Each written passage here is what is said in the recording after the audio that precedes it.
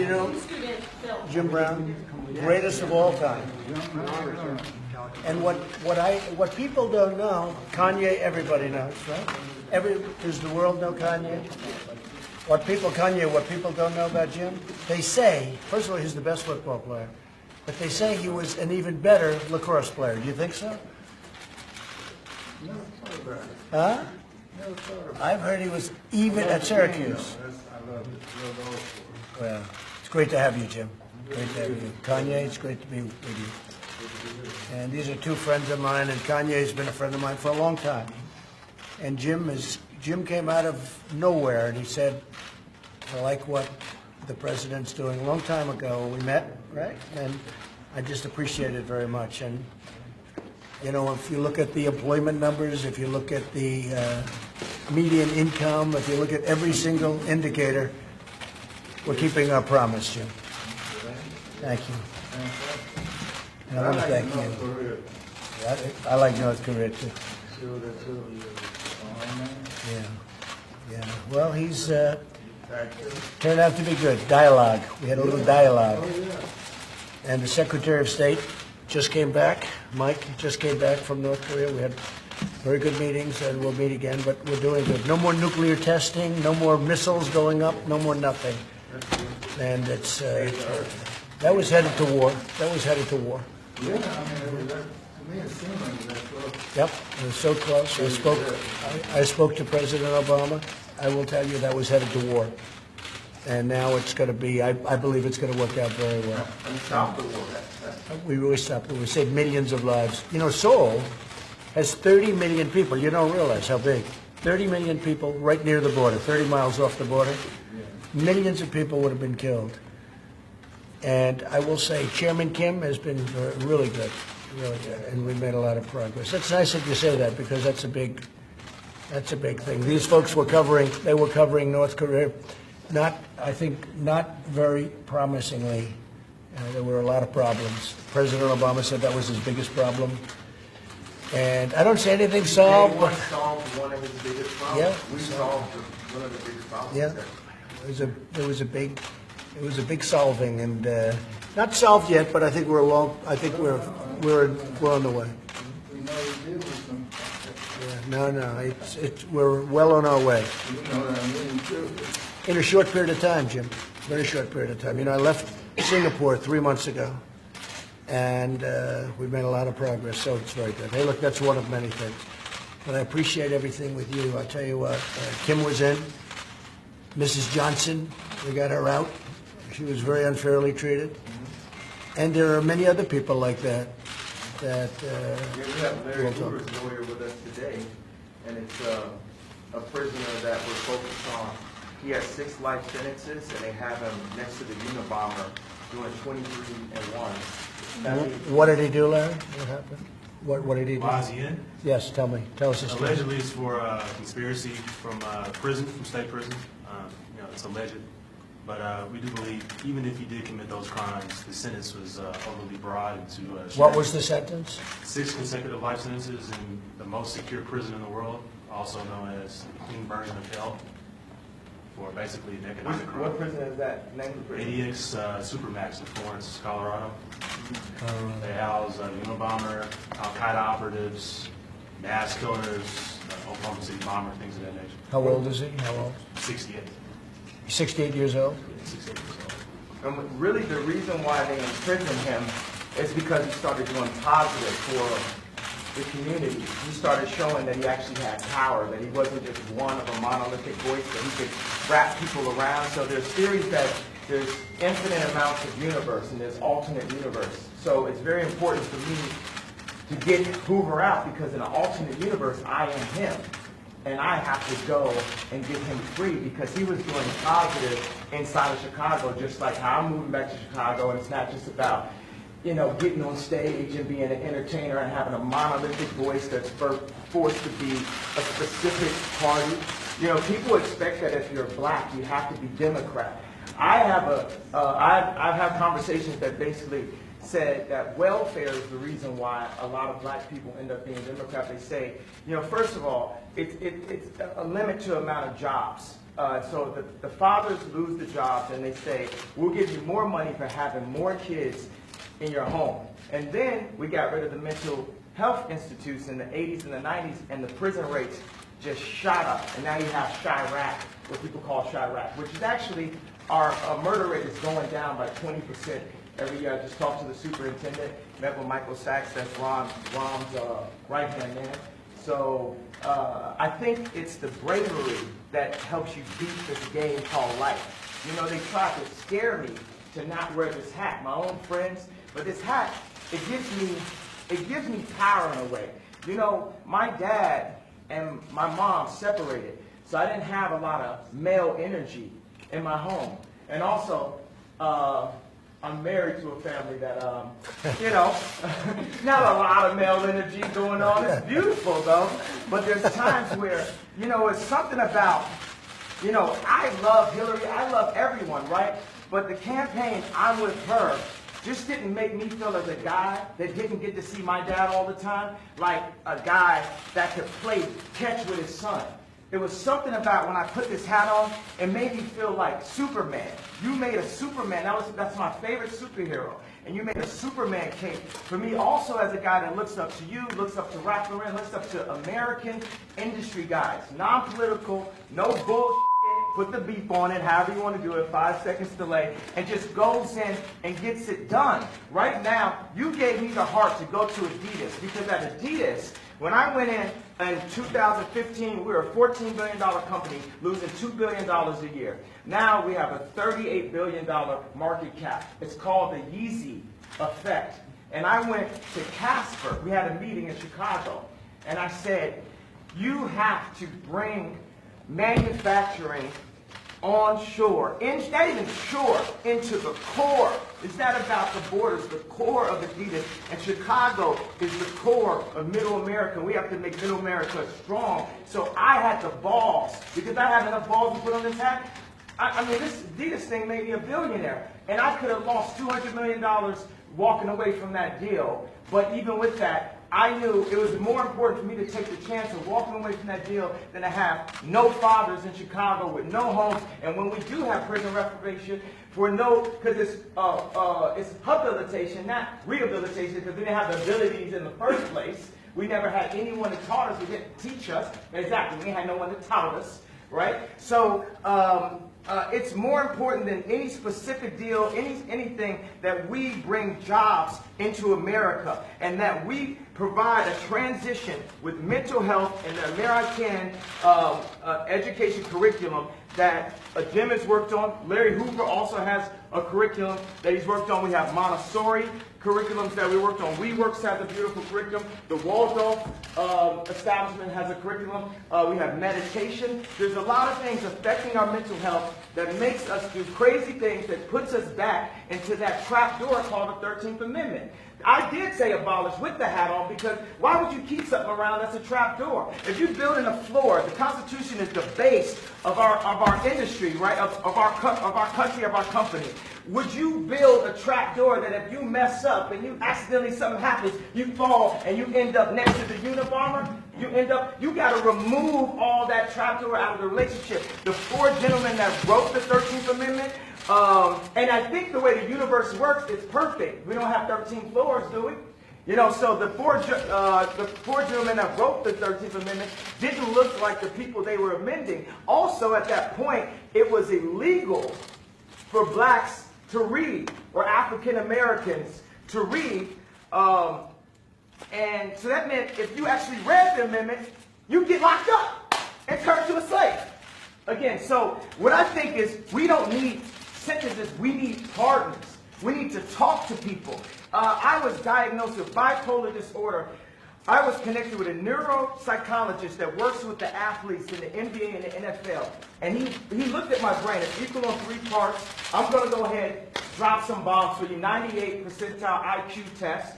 I had a 75 percentile of all human beings, but it was counting 8 numbers backwards off the repeat. So I'm going to work on that one. The other one's 98%. Tesla, Freud. You know, so he said that I actually wasn't bipolar. I had sleep deprivation, which could cause dementia 10 to 20 years from now where I wouldn't even remember my son's name. So all this power that I got, and I'm taking my son to the Sox game and all that, I wouldn't be able to remember his name from a misdiagnosis. And what we need is we can empower the pharmaceuticals and make more money. That's one thing. I've never stepped into a situation where I didn't make people more money. So we can empower pharmaceuticals, we can empower our industries, we can empower our factories, we can bring not only Adidas on shore, we could bring Foxconn to set up a factory in, I think, Minnesota, 53,000.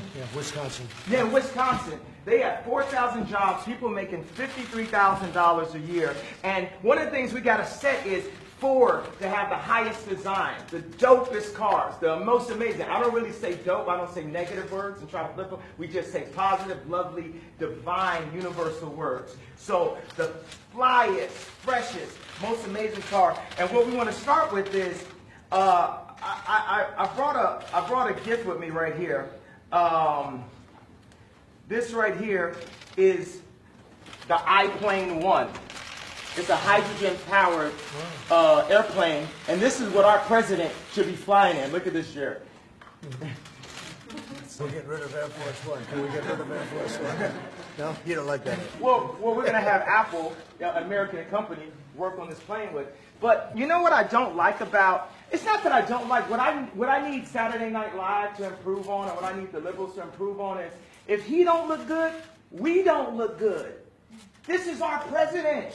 He has to be the freshest, the flyest planes, the best factories, and we have to make our core be empowered. We have to bring jobs into America because our best export is entertainment and ideas. But when we make everything in China and not in America, then we're cheating on our country. And we're putting people in positions to have to do illegal things to end up in the cheapest factory ever, the prison system. I'll tell you what, that was pretty impressive. You know, I hate to say this, Jim. Do you want to say something? What do you do after that? You don't mind if I... You are please, Jim, please. He didn't look good, we don't look good. Right. Great, right? Isn't that a great statement? And it's so true. As a country, it's so true.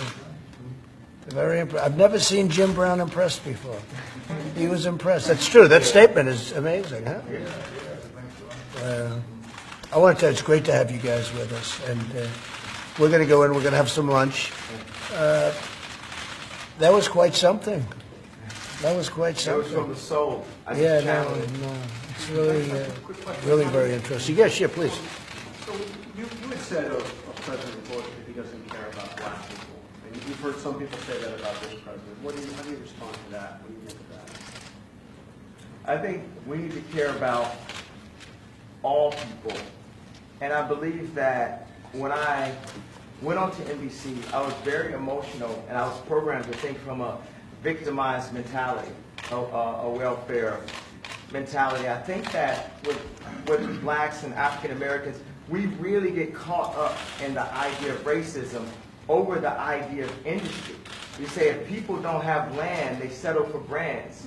We want Polo Sport and Obama again. We want a brand more than we want land because we haven't known how it feels to actually have our own land and have ownership of our own blocks. So when you don't have ownership, then it's all about how something looks. It's about the patina. It's not about the soil. It's not about the core. So we focus more on, is somebody wearing something? Is someone disrespecting me? So I gotta shoot them? Or the idea of someone being racist. You know, we talk about police murders, which we definitely have to discuss, and we have to bring nobility to the police officers and make them, because police officers are just like us.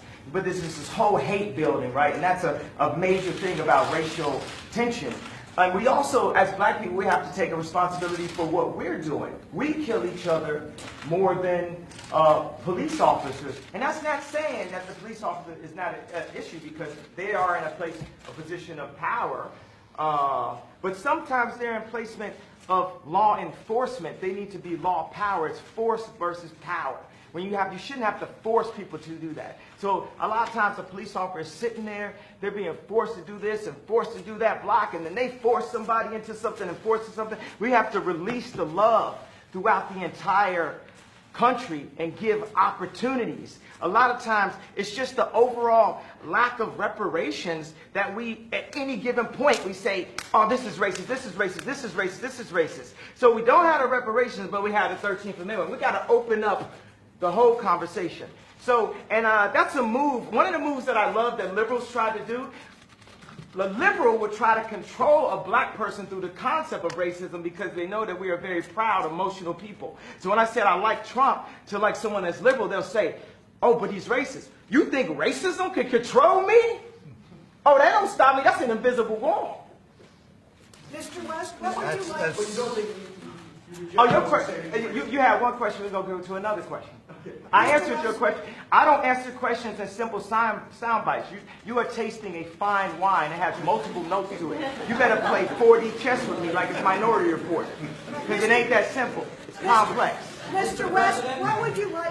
I'm going to Chicago sometime, so I would like to know what you would like to ask President Trump to do for Chicago. We're here to talk about crime in Chicago. The thing that the head of the police and Mike Sachs met with me last night at the Soho House about was we feel that stop and frisk does not help the relationships in the city.